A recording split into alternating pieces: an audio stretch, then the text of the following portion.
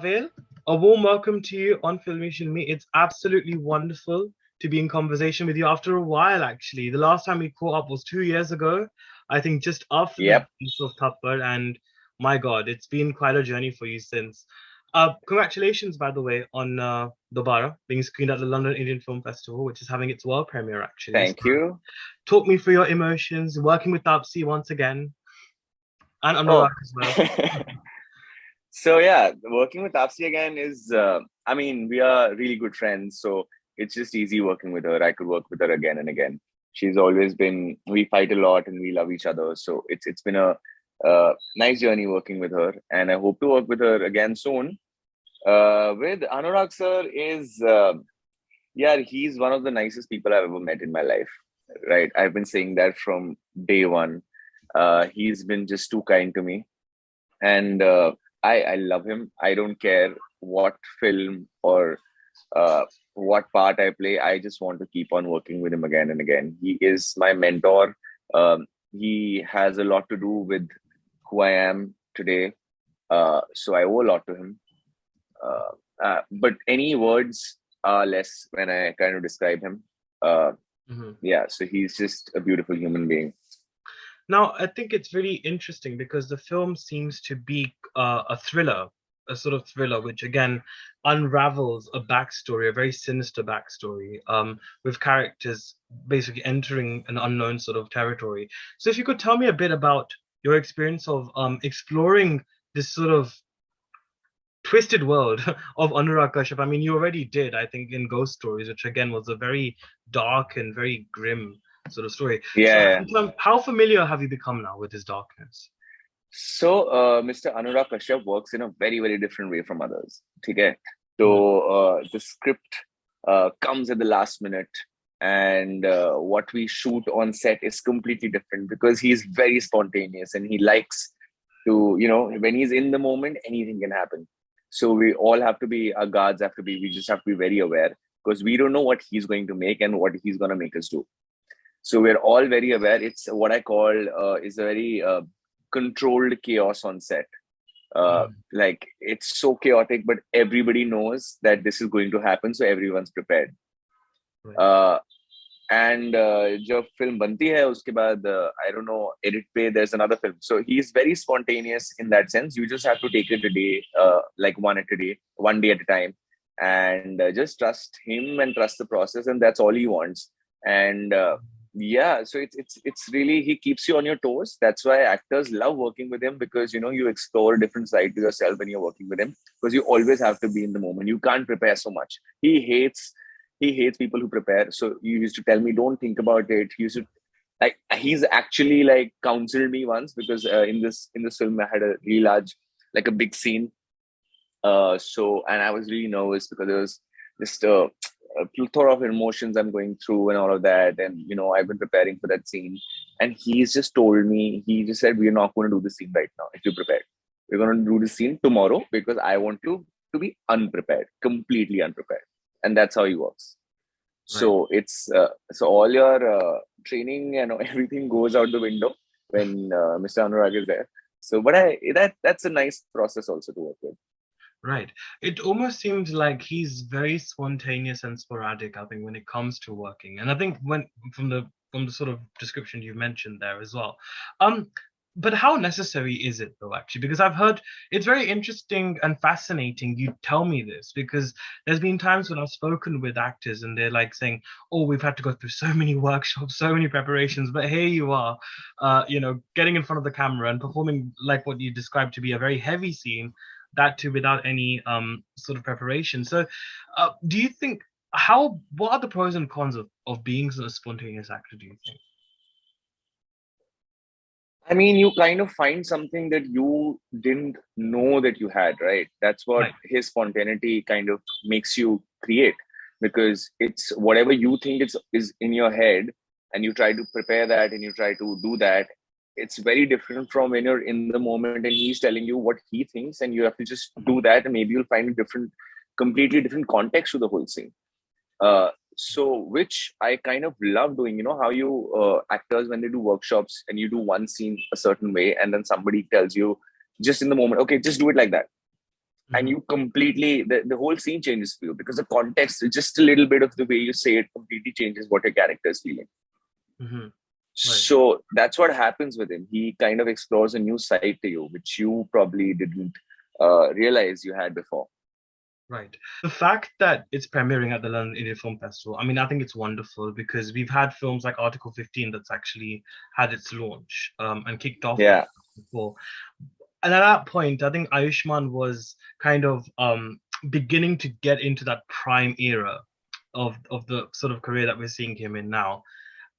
This is your, I mean, this is your first time, I think, with a global or at a global film Yeah. festival, right? An exposure of such Yeah, a right? I'm very excited. I'm very nervous also because I don't know what's gonna happen. I have no idea what happens at a festival. I mean, I've attended like the festivals here, like I've attended the Mami Festival and the Goa International Film Festival, but I've never been like outside of India attending a festival. So this is also a new road for me, and I'm kind of excited, but I'm really nervous as to what's gonna happen and how because you don't know what the it's a different audience out there, right? So you don't know what to True. expect. You don't know how they're going to take the film, and No. what kind of questions will they have in their mind, and what are they expecting. Fun So yeah, fact, that's a little nerve-wracking. I was going to literally ask you, what do you hope to actually expect out of this exposure? Of obviously because the fact that it is a global audience, and again because a lot of people loved your performance in Thappad. I mean, I did as well. I mean, that's how we met. Thank you. So, Yeah, what are you hoping to expect from this global premiere? What do you think it will mean to you, professionally and personally? I think having this sort of a world premiere. I'm because it's my first time. I'm not looking at it in a very professional way, to be honest. It's more of a personal victory in terms of going to an audience which you've never explored before, and I've seen people, I've seen films go to festivals, and I've always like, you've always hoped that one day your film is going to be at the festival. So it means a lot to me that, this film is out there and it's going to be premiered there. But yeah, it's more of a personal victory than a professional one. Right now, maybe the second film or third film, if it goes again to a festival, that would be a more professional victory, and I would want to expect professionally. But here, I'm just looking at probably exploring a new audience for me, and maybe see if they appreciate my work and if they appreciate the film. Right. Now, a series of the filmography that I've seen of yours, a lot of the titles, even including some of the works that you did beforehand, I think Hide and Seek you did when long time back. Very Yeah. intense films, Pavail. What is it about intensity? Do you think you're naturally attracted to it, or do you think it's just that life and fate has just given you intense projects to work on? Yeah, I think it's given to me, but I kind of I enjoy doing intense stuff, but also now I'm doing other stuff as well. So I have Goodbye coming out, which is more of a light-hearted comedy with like a intense backdrop. But yeah, that's going to be that's one of my more lighter films. So I enjoy doing that thoroughly. And then there's another film. So I've done, yeah, actually my show also, Padu also is very intense. Yeah. So, but a couple I have which are a little more lighter, on the lighter side, and a little more comic side. But most of them are intense. I just realized that, yeah. I think you're probably tired of playing Darth Vader and going into the dark side like Darth Vader. I think you've had enough of that. You know what? Starting another one, which is a little more like I'm starting another one soon, which is very intense. Wow. If I get to see you in UK, then probably I'll tell you more about it. No, we're definitely seeing. Trust me, and I can't wait to hear more about that. And one thing that I find very fascinating as well with a lot of breakthrough actors, recently with Adarsh Gaurav as well, he did so amazingly with The White Tiger, but then suddenly, because it was such a big film and because it received so much acclaim, it's almost like people treated him like a debutant when actually he has been in this industry for a while. And I felt like with you, there was that instance where suddenly people felt like Pavail Gulati was a debutant, and I'm just like, no, he's been around for a while. You know, you've had films and content a lot before that. How did you react to that sort of uh, reception? Did you ever feel a bit bizarre of how people's opinions and reactions changed towards you after you had such a big success? I don't think it was bizarre. I just felt a lot of gratitude and I was just thankful because, uh, being here, coming to Bombay from a different city and, working your ass off for 12 years, what you call the struggle, which is actually kind of your teacher. Yeah. So, I mean, you're just thankful because 99.9% people won't get the opportunity that I got. You know, there's lots of talent out there. I was one. I'm still one of them. So it just feels great that finally somebody you get a part to play, which is meaty enough, strong enough, and you get to perform the way you were hoping for, and people like it. So I think it was more. It came more of gratitude and thankfulness came rather than I was just happy. My parents were proud and after Thappad, obviously things have only gotten better. So I'm just thankful. I don't think it's bizarre at all. It always, it always takes a little time. But if you think you are in it for the long haul, it will happen. I think the same happened with Adarsh. He's always been talented. He's always been hardworking. But you always used to hear chit chatter about Adarsh, Vicky, when Mhm. these actors, because we used to give auditions together, right? Mhm. So used to hear, "Arey, kitna acha actor hai. Oh my God, Vicky is such a good actor." But it's not happening. The same thing used to happen with me. Hey, Pavel, you're such a good actor. And I remember Anurag Kashyap once in 2014 telling me, "Oh my God, you're such a good actor. तुझे आगे जाके बहुत काम करना है. तू लंबी race का घोड़ा है." All these things. A lot of directors have said that, but and it never materializes. I think it's fate or whatever you call it, but it takes time and it takes that right project for you to come into the limelight. Uh, I think you got to be patient and persistent enough to wait for it. Right. Uh, but I'm sure this persistence must not have been easy for you. You know, I think when Absolutely not. yeah, I can imagine. I mean, मुझे एक interview नहीं मिलता है, मैं मतलब पसीना पसीना हो जाता हूँ और इतना स्ट्रेस में होता हूँ, तो मतलब आपको एक रोल नहीं मिल रहा है, बकायदा रोल नहीं मिल रहा है. I mean, that must have also been equally taxing for you. So, Yeah, what? but you get hardened. You get really hardened because you get rejected so many times that by the end of it, nothing can bother you. And at one point in time, I was at such a zero, like you're at rock bottom. You have no money. You have absolutely nothing to do. Absolutely no work. What do you do? But I like I told you before, I was always working in terms of I was assisting. Mhm. I was doing something or the other. I always kept myself busy. I was doing theater a lot, so I always kept myself busy so that this persistence doesn't get too overbearing on my mind. Mhm. I should be doing something creative or doing something every day, keeping my goal in mind, but never let your mind be at ease in terms of, I think when you are at ease at home, that's when it really bothers you. Right. So, you said you were hardened naturally because of the hardship that you faced, because you faced rock bottom. I guess the only option you had was to come up, which is natural. But what Yeah, else do you think kind of kept you afloat, kept you mentally and emotionally afloat? I have great friends. I have a great family. They've always supported me, even in my not just supported me. They've actually encouraged me, even at the darkest times where I thought I could do it, I could make it, and I wasn't good enough. These people had the faith in me. My friends had the faith in me. My family had faith in me. Uh, I had a lot of directors, producers telling me. I mean, I've met the nicest people in the industry. I don't know how come I hear stories, ये बुरा है और industry कितनी खराब है. या तो मेरा नसीब बहुत अच्छा है. I've only met nice people and they've been kind to me and they've been really, really kind to me. So Mhm. even at my darkest times, they kind of knew that, I just need to stay afloat because something's going to happen. Something's going to happen. You're good enough. You're good enough. And I think that support from your close ones and others makes a lot of difference in how you were perceiving what's going to happen. Right. Now, bringing it back to Dobaaraa, in Thappad, you played a very great character. Obviously, I don't want to completely call it a villain because he wasn't technically a villain, but he was just a human, who Yeah. obviously made some really questionable decisions and questionable actions also. Uh, in terms of Dobaaraa, can we see you exploring another very grey side? I mean, if you could divulge a bit about your role, that would be wonderful. Whatever you can. So yeah, so this very hard.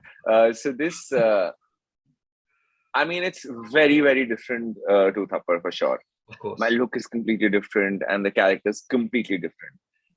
But yeah, I have the thing is, it's a very tricky part to play because there's a lot of stuff happening inside this character, which he can't really say or can't really talk about, like I'm right now because I can't talk about it since it's a thriller. So I think it's the same feeling. But yeah, but this character is a more probably a nicer one for sure. Okay. Okay. All right. Yeah, I've put you in a bit of a spot there, I can imagine. yeah. Um, Because you know what, it's a thriller, so I don't know what can I say that it would just yeah, ruin yeah. it. Without revealing anything. No, I totally Yeah, understand how that predicament must be for you. But yeah. I think speaking largely at cinema, we often heard mainstream independent content, OTT content now, so many barriers, but it almost seems like everything has become one level playing ground now.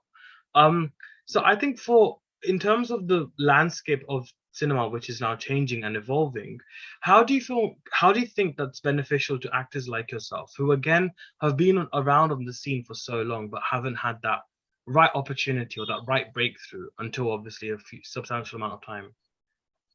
I was talking to a lot of friends earlier, and everybody says it unanimously. It's the best time for actors. It's the best time for DOPs. It's the best time for scriptwriters and directors because there is so much demand out there for content and good content, right?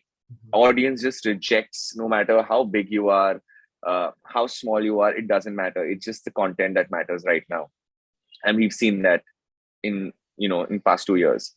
Uh, so this playground is a great playground because there's plenty of work uh, and plenty of interesting work. Earlier we only used to have films and television, right? Mm, And there were uh, a lot of people didn't want to do television because they didn't relate to the stuff that was happening. mm, And films were only मतलब limited number of films बनती हैं. जी. उसमें से कितनी फिल्में हैं जो stars के साथ बनती है और कितनी है जो न्यू कमर्स के साथ बनती है. There's a huge gap. There was a huge gap in the middle. So I think OTT has just completely paved that gap.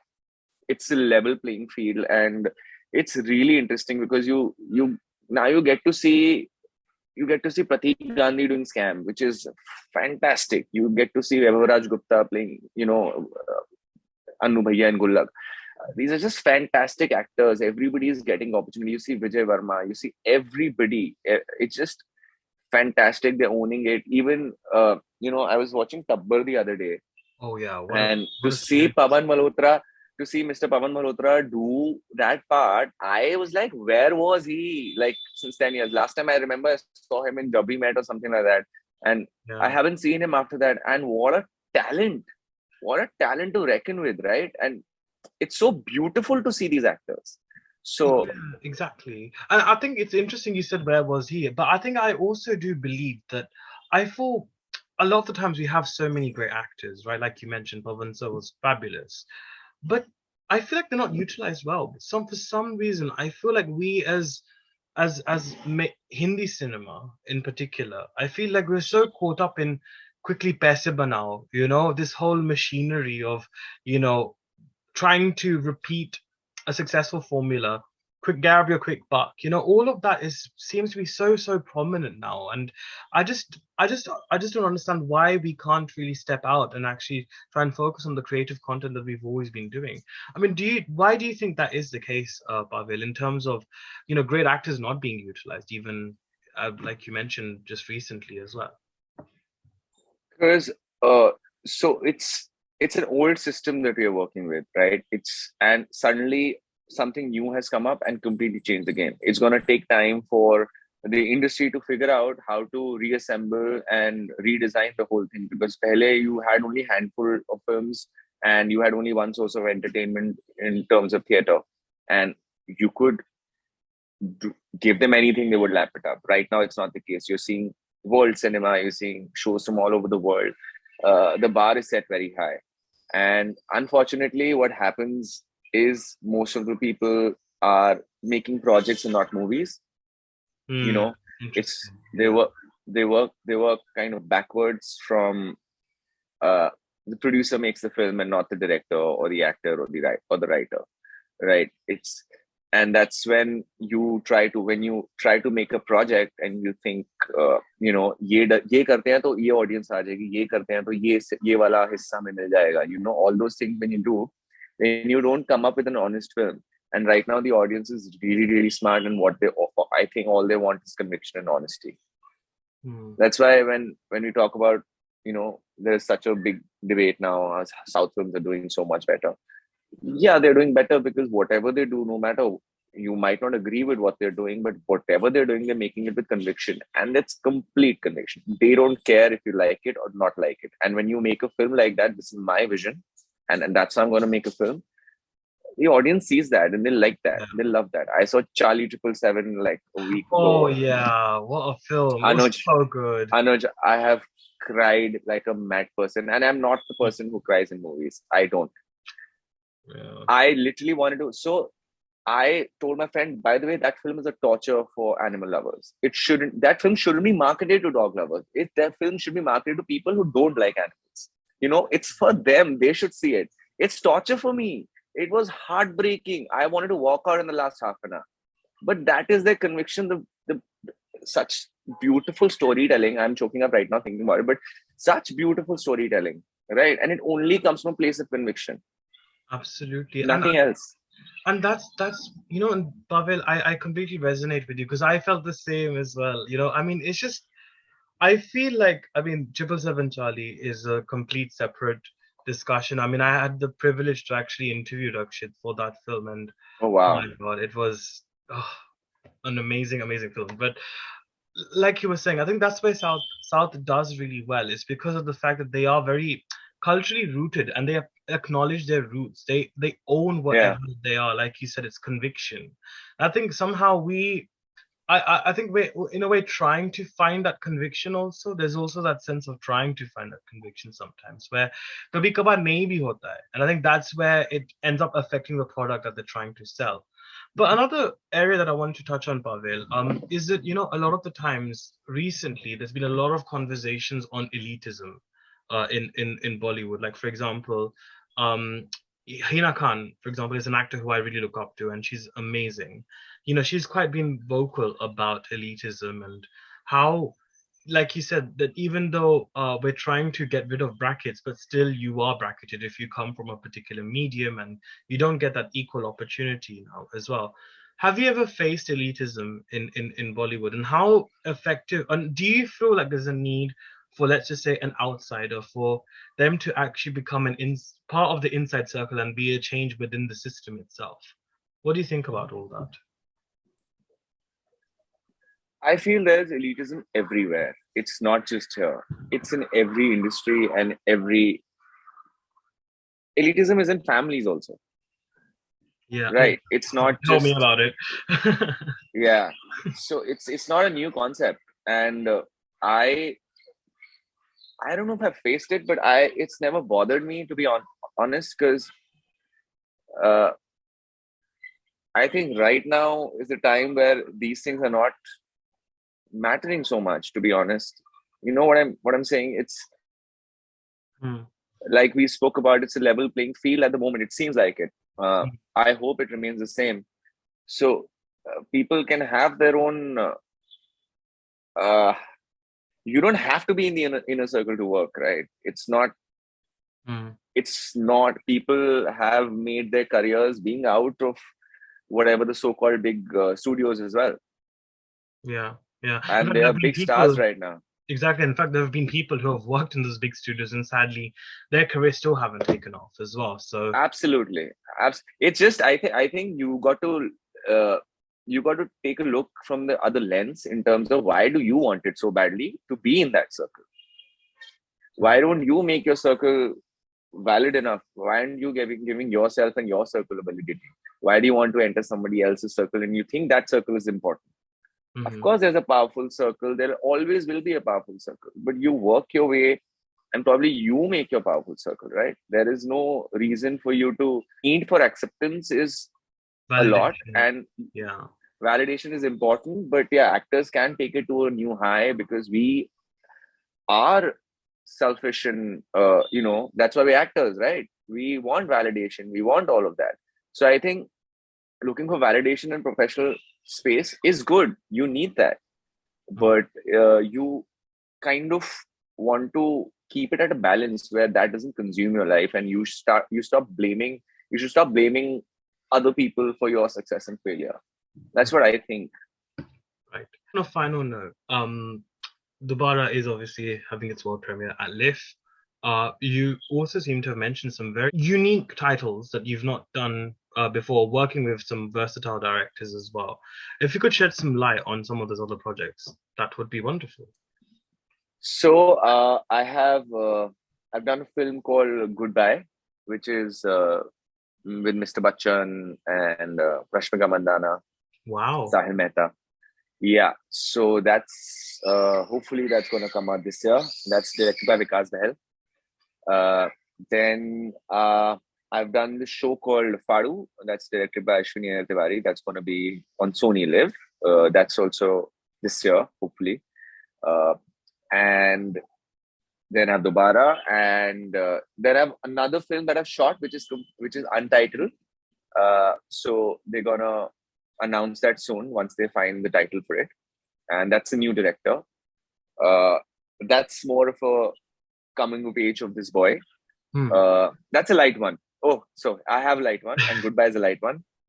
And then I'm starting another film this month, which is a little more intense, which I'm going to talk to you about later. Oh wow. Okay. Well, look, I'm glad. It looks like you're pretty much like Arjun. You've got the eye on the fish's eye, and I'm quite loving this little acting kakira that you're exploring with these very diverse films. Even though a few of them you did mention were intense again, but I think I quite like the intent. Yeah, I'm loving the intent, yeah. so it's working very good for sure. Thank you. No, but look, I think a huge congratulations once again, man, on the world premiere of the. Thank you, Anuj. Cannot wait to catch it on the 23rd of June, and I Yes. will see you there. See you there. Fabulous. Thank you. Bye.